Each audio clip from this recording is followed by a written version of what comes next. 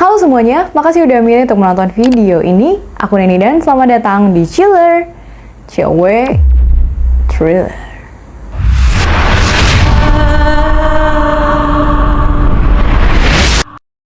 Halo Wanwan, apa kabarnya? Semoga Senin kalian selalu dipenuhi dengan aura positif dan tentunya semoga Wanwan semua selalu dianugerahi kesehatan. Nah, cerita kali ini di-request oleh salah satu Wanwan kita, Rahma Arifin 6973. Halo Rahma Arifin, thank you. Kisah ini kemudian diadaptasi menjadi sebuah film yang diproduksi pada tahun 2013 berjudul Hope.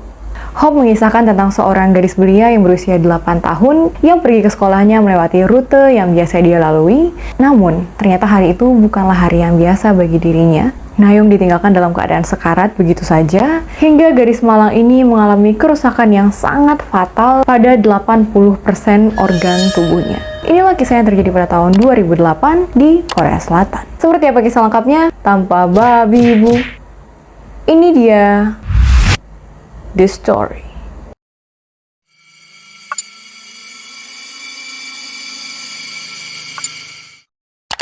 Pada 11 Desember 2008, Nayong, seorang gadis kecil berusia 8 tahun, pergi ke sekolahnya yang terletak di Ansan, di barat daya kota Seoul. Nayong ini sebenarnya hanya melewati rute yang biasa dia lewati. Jadi dia tidak melewati jalan yang asing, dia benar-benar berada di sekitar lingkungan yang familiar bagi dia. Di saat Nayong sedang berjalan menuju ke sekolahnya, di depan sebuah gereja. Jadi aku mau kasih tahu dulu kalau Nayong itu bukan nama sebenarnya. Ini adalah nama yang dibuat untuk menutupi identitas Nayong yang asli. Karena media, wartawan itu butuh nama, publik butuh nama, jadi dibuatlah nama Kim Nayong ini untuk menutupi identitas asli dan menjaga privasi dari gadis ini. Gadis ini kemudian tidak pernah sampai ke sekolahnya, di mana dia ditemukan merangkak keluar dari gereja tersebut dengan menggunakan sisa-sisa tenaga yang dia miliki dan meminta pertolongan. Orang yang menemukan Nayong pada waktu itu langsung menghubungi pihak kepolisian dan juga ambulan. Setibanya di rumah sakit, dokter menyadari kalau anak ini berada di kondisi yang lebih buruk daripada yang mereka pikirkan. Dan Nayong harus menjalani operasi yang berlangsung sekitar 8 jam. Nah, singkat cerita, beruntungnya gadis hebat ini berhasil selamat dari operasi yang telah dia jalani selama 8 jam.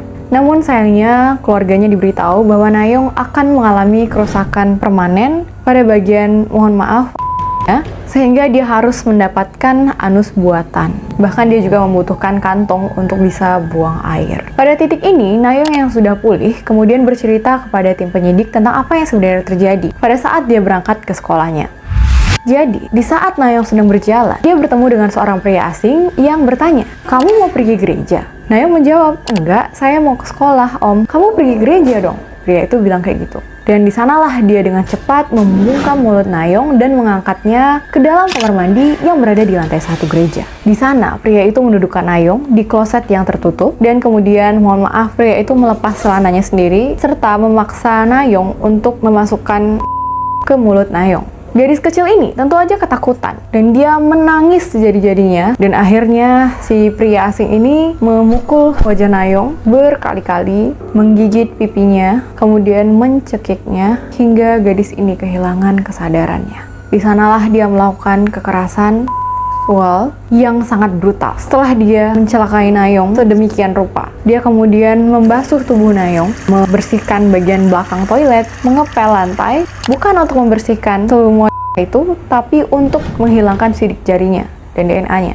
Setelah itu, dia pergi meninggalkan Nayong yang sedang dalam kondisi yang sangat kritis. Di sanalah Nayong yang kemudian sadar melihat air yang terus mengalir dari wastafel. Dia merangkak keluar hingga akhirnya dia diamankan oleh petugas ambulan. Sekedar informasi aja, kalau di Korea, korban pelecehan itu biasanya dibawa ke sebuah tempat bernama Sunflower Center. Sunflower Center itu adalah gabungan dari rumah sakit dan juga kantor kepolisian. Jadi di sana bisa dilakukan pemeriksaan sekaligus proses investigasi. Tapi Nayong ini tidak dibawa ke sana, melainkan ke sebuah rumah sakit yang paling besar di sana. Dan hal ini dikarenakan Nayong ini berada di kondisi yang sangat kritis, sehingga Sunflower Center dianggap tidak mampu menanganinya. Karena itu dibawalah dia ke rumah sakit yang paling besar di sana, yang fasilitasnya jauh lebih lengkap.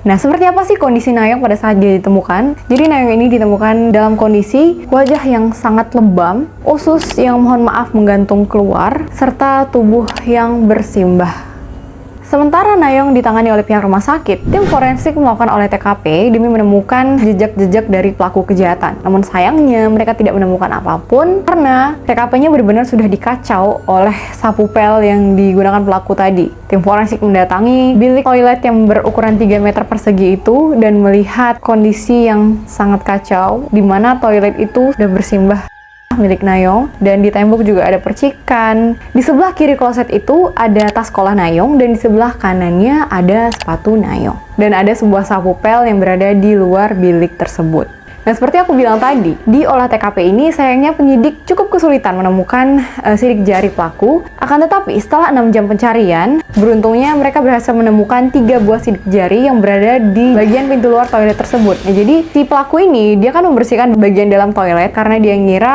sidik jarinya di dalam aja. Tapi ternyata dia luput membersihkan bagian luar, dimana dia ini pas menggendong Nayong, dia membuka pintu itu dengan menggunakan jarinya. Jadi kayak ngedorong gini kan.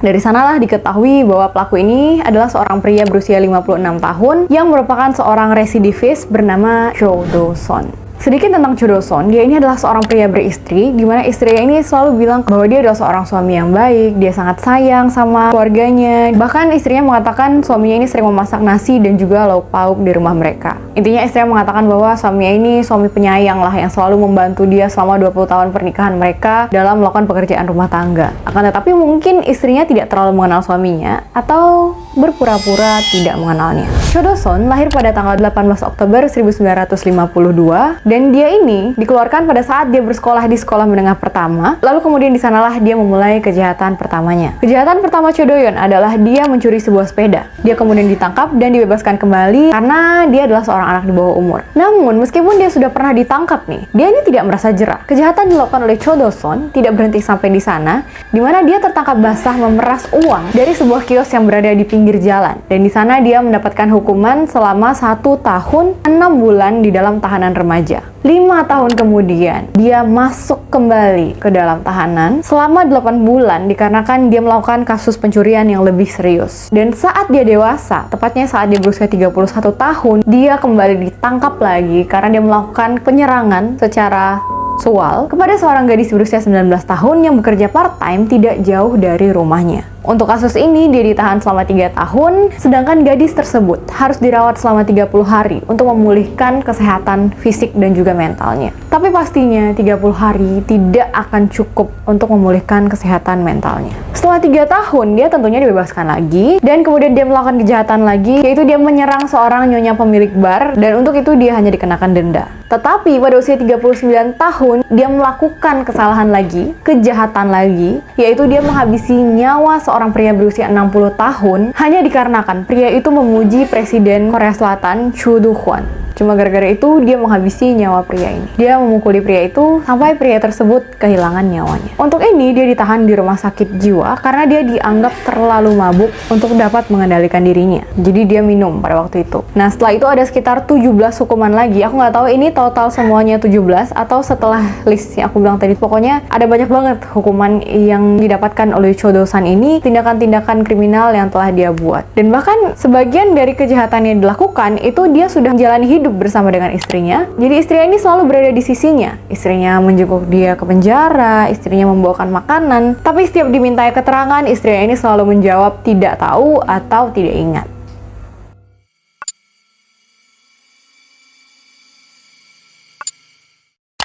Oke, kita kembali lagi ke kasus Nayong. Jadi aku mau disclaimer dulu, cerita ini adalah episode lain dari betapa mengecewakannya kinerja dari oknum petugas kepolisian. Di mana Nayong diminta berulang kali menjelaskan tentang kasus ini. Jadi waktu Nayong itu sadar, dia ditanya, kenapa dek, gimana ceritanya? Namun kemudian Nayong yang luar biasa menceritakan segalanya ini, keterangannya itu tidak direkam gitu sama petugas kepolisian ini. Nah nanti ada petugas yang datang dari pusat, nanya lagi, petugas yang datang dari ini, nanya lagi, dan satu pun nggak ada yang merekam keterangan Nayong tersebut. Dan yang paling fatal adalah karena tidak adanya rekaman dari keterangan Nayong ini, Nayong harus dihadirkan di pengadilan karena dia harus menunjuk secara langsung bahwa pria ini nih pria ini pelakunya. Hal ini dilakukan karena kata pihak kepolisian buktinya kurang gitu. Jadi kecuali korbannya yang datang sendiri dan menunjuk bahwa inilah pelakunya, barulah pelakunya bisa ditangkap. Nah, coba kalian bayangkan, Nahyong ini masih di dalam pengobatan medis, dia habis dioperasi, 80% organnya masih terluka, dan bahkan dia itu masih menggunakan pad untuk membalut luka-lukanya itu.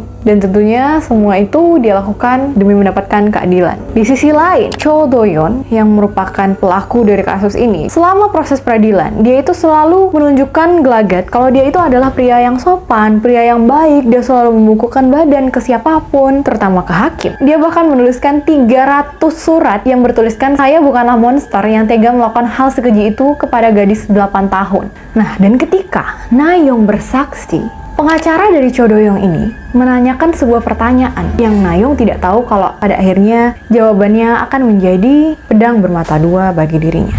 Jadi, apa yang ditanyakan oleh pihak pembela hukum dari pelaku tersebut adalah, di hari itu, apakah kamu mencium bau minum-minuman dari pria ini? Dan dengan polosnya, Nahyong menjawab, ya. Jawaban itu memang jawaban yang jujur, akan tetapi keterangan yang Nahyong berikan membuat pelaku mendapatkan keuntungan. Nah, kenapa nih? Nah, jadi di Korea Selatan itu ada dua hukum yang disebut dengan Simshinmiyake sama Juchi Gemhyong. Simshinmiyake ini terdapat pada pasal 10 ayat 2 yang menyebutkan bahwa pengadilan dapat mengurangi hukuman kejahatan saat seseorang mengalami masalah mental. Sementara itu, aturan hukum Juchi Gemhyong menyebutkan bahwa penyalahgunaan zat dapat mengganggu mental seseorang. Dalam arti kata, zat di sini adalah minum-minuman itu. Dari keterangan tadi, hakim dapat menyimpulkan bahwa pelaku ini sedang tidak stabil secara emosional karena penyalahgunaan minum-minuman tadi. Jadi dia terlalu mabuk gitu. Karena hal inilah, berdasarkan dengan undang-undang tersebut, hakim memberikan keringanan hukum sehingga pelaku hanya dijatuhi hukuman selama 15 tahun kurungan penjara. Bayangin, anak ini bahkan diklaim mengalami cacat permanen di salah satu organ tubuhnya, tapi pelaku hanya dijatuhi hukuman 15 tahun. Dan pria yang selalu saja bertingkah baik selama di pengadilan ini, dia bahkan mengajukan banding, sehingga pada persidangan kedua, hukumannya dikurangi lagi menjadi 12 tahun. Seluruh komunitas di Korea mulai mengajukan petisi yang ditandatangani oleh ratusan ribu warga Korea, meminta agar hukuman terhadap Cho Do-yeon diubah menjadi kurungan penjara seumur hidup, sehingga dia tidak akan pernah bebas lagi dan tidak akan mengulangi kejahatan-kejahatan yang sama lagi. Selain itu, ada juga petisi untuk menyingkirkan dua undang-undang tadi yang seolah-olah membela pelaku kejahatan hanya karena mereka mabuk. Akan tetapi sayangnya, kedua petisi ini tidak dikabulkan oleh pihak pengadilan. Di sisi lain, orang tua Nahyong yang sangat marah dan juga putus asa di saat yang bersamaan, mereka sangat sakit hati terhadap anak mereka yang seolah-olah dipermainkan, disuruh bersaksi berkali-kali, bahkan disuruh datang ke pengadilan dan bertemu langsung dengan pria itu. Mereka akhirnya mengajukan gugatan atas tekanan psikologis yang diterima oleh anaknya. Sehingga 3 tahun sejak kejadian itu, mereka pada akhirnya diberikan kompensasi sebesar 13 juta dolar. 12 tahun telah terlewati. Sehingga kita tiba di tahun 2020,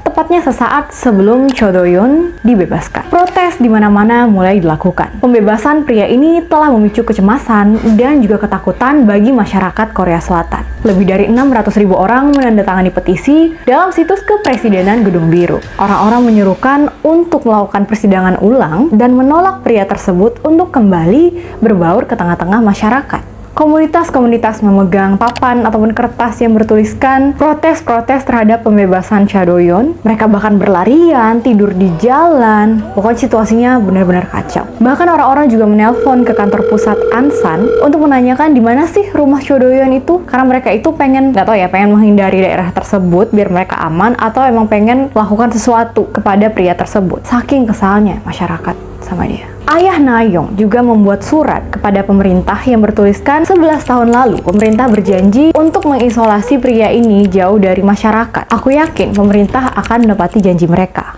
Segala sesuatu yang sudah diupayakan dari pihak keluarga, dari komunitas-komunitas, maupun dari masyarakat, tetapi tidak ada satupun yang berhasil membuat pemerintah mengabulkan dilaksanakannya persidangan kembali. Akan tetapi, untuk meredam kemarahan masyarakat, Kepolisian kemudian berjanji untuk mengawasi pria tersebut sepanjang waktu dengan memasang 35 kamera pengawas yang tersebar di sekitar tempat tinggalnya dan juga mendirikan pos polisi yang baru di sekitaran tempat tinggal Cho Do-yeon. Selain itu, pria ini juga akan dipasangi alat pelacak yang bentuk itu kayak gelang, kelentongan yang ditaruh di kaki, dan itu mendeteksi kemanapun pergerakan Cho Do-yeon, kemanapun dia pergi. Kepolisian juga memberikan sebuah gelang pintar yang dipasangkan kepada Na-young yang merupakan korban dari kejadian ini.